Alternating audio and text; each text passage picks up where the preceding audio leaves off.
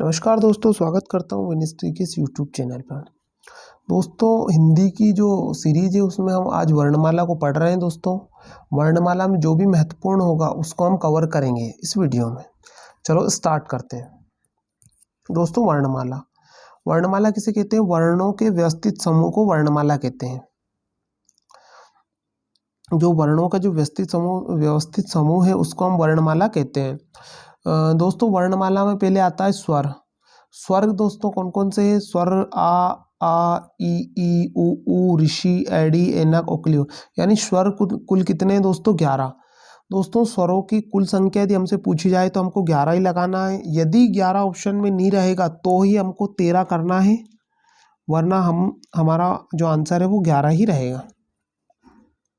दोस्तों, इसके बाद आता है हमारा व्यंजन।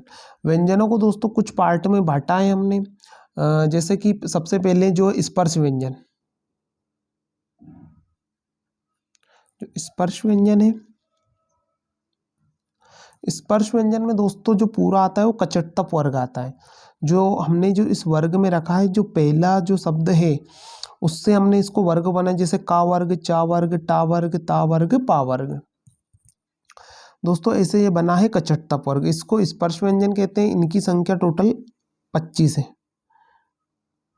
स्पर्श व्यंजन की संख्या यदि हमसे पूछी जाएगी तो हमको 25 लगाना है। दोस्तों, जो कचटतप वर्ग में जो का है, इसका जो उच्चारण स्थान यदि हमसे पूछे तो ये जो उच्चारण स्थान में आएगा इनका कंठ में, यानी का वर्ग काय में है? ये कंठ है, ये कंठ है। और जो चा है ये तालव्य है, यानी इनका उच्चारण स्थान यदि हमसे पूछे तो तालव्य है। टा जो है ये मूर्धन्य है, टा जो है मूर्धन्य है। और ता वर्ग पूछे हमसे तो ता वर्ग पूरा जो है ये दंत है।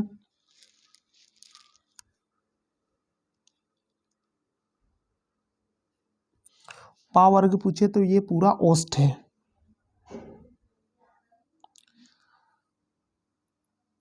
यानी इनका उच्चारण जो स्थान है वो का वर्ग का कंठ है, चा वर्ग का तालव्य है, टा वर्ग का मूर्धन्य है, और ता वर्ग का दंत है, और पा वर्ग का ओष्ठ है।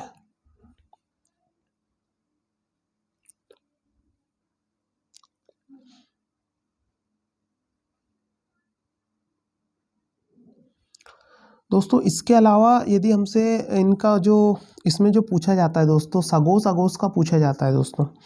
दोस्तों इसका जो पहला और दूसरा वर्ण है, जो पहला और दूसरा जो वर्ण है इन वर्गों के, ये अघोष है। ये पहला और दूसरा जो अघोष है, बाकी तीसरा, चौथा और पांचवा, जो ये पहला, दूसरा, तीसरा, मतलब तीसरा, चौथा और पांचवा, ये सघोष है। ऐसे यदि अल्पप्राण और महाप्राण के पूछे दोस्तों, दूसरा और चौथा जो है, दूसरा चौथा वर्ण, यानी दूसरा और चौथा वर्ण, ये जो महाप्राण है। बाकी जो पहला, तीसरा और पांचवा, यानी विषम जो है ये अल्पप्राण है।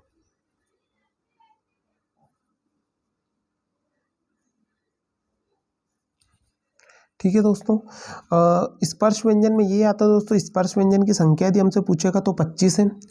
इसमें जो कौन कौन सा वर्ग है? कचटतप वर्ग आता है पूरा। कचटतप वर्ग में जो का है वो कंठ है, चा जो है वो तालव्य है, टा जो है मूर्धन्य है, वो ता जो दंत है, ता वर्ग पूरा, और पा वर्ग है जो ओष्ठ है। पहला और इसमें जो दोस्तों पहला और दूसरा जो इस जो वर्ग है, इनके पहले और दूसरे जो वर्ण है वो अघोष है। और तीसरा, चौथा और पांचवा जो वर्ग है पूरा, इन वर्गों के जो तीसरा वर्ण, चौथा वर्ण और पांचवा वर्ण, ये सघोष है। कुछ भी पूछ ले दोस्तों। और दोस्तों दूसरा और चौथा जो वर्ण है वो महाप्राण है, और पहला, तीसरा और पांचवा ये अल्पप्राण है। यही इसमें आता है दोस्तों। इसके बाद जो अगला इनमें बांटा है दोस्तों, अंतास्थ व्यंजन। अंतास्थ व्यंजन में दोस्तों क्या है? अंतास्थ व्यंजन, अंतास्थ व्यंजनों की संख्या यदि हमसे पूछी जाए तो दोस्तों 4 है, वो है या, रा, ला, वा। उसके बाद यदि हमसे उष्मीय या संघर्षी व्यंजन पूछा जाए तो इनकी संख्या भी 4 है, और कौन कौन सी, शा, सा, शा और हा। संयुक्त व्यंजन यदि हमसे पूछा जाए दोस्तों तो इनकी संख्या भी 4 है। संयुक्त व्यंजन जो छ, त्रा, ज्ञा और स्रा दोस्तों काय काय से मिलके बना है, ये जो बना है ये मिलके बना है का और शा से, और ये जो मिलके बना है ये ता और रा से, ता और रा से, और ये जो बना है ये जा और या से, ये जो, और ये श्रा मिलके बना है शा और प्लस रा से मिलके। सो ये का और शा से मिलके बना है, ये ता और रा से मिलके बना है, ये जा और या से मिलके बना है, और ये शा और रा से मिलके बना है। ठीक है दोस्तों इसमें कुछ महत्वपूर्ण है जो पूछे जाते हैं, जैसे कंठ तालव्य, एडी एनक जो है कंठ तालव्य दोस्तों। एक पूछा जाता है कंठोष्ठ, ओ और ओ, और एक ये हॉल जो ओ लिखते हैं ना ऊपर, हॉल है, जैसे अपन इसमें लिखते हैं हॉल, कॉल, ये जो ओ है ये भी कंठोष्ठ है। इसके बाद पूछा जाता है दंतोष्ठ, दंत और वा और फा जो है दंतोष्ठ है। और एक पूछा जाता है दंतमूल, रा और ला दंतमूल। दोस्तों यदि पूछा जाए उच्चिप्त व्यंजन, द्विगुण व्यंजन या विकसित व्यंजन, कुछ भी पूछा जाए तो डा और ढा, जिसके नीचे बिंदी है, डा और ढा ये बिंदी है। यदि पार्श्विक व्यंजन पूछा जाए तो ला एक पार्श्विक व्यंजन है। लुंठित व्यंजन हमसे पूछा जाए तो रा एक लुंठित व्यंजन है।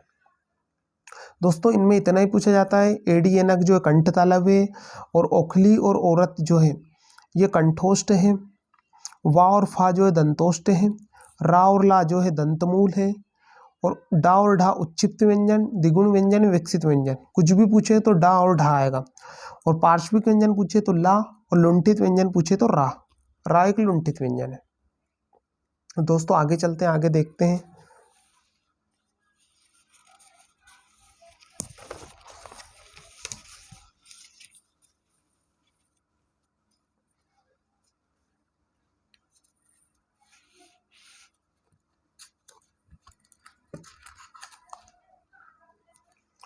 दोस्तों एक आता है व्यंजन गुच्छ।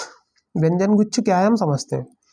जब दो भिन्न व्यंजन पास पास आते हैं तो उसे व्यंजन गुच्छ कहलाते हैं, या उसे व्यंजन गुच्छ कहते हैं, व्यंजन गुच्छ कहलाते हैं।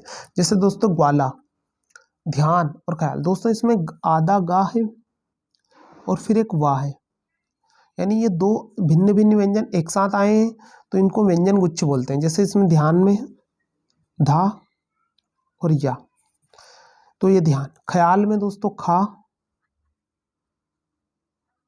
और या। दोस्तों जब भिन्न भिन्न व्यंजन पास आएंगे तो उनको व्यंजन गुच्छ बोलते हैं।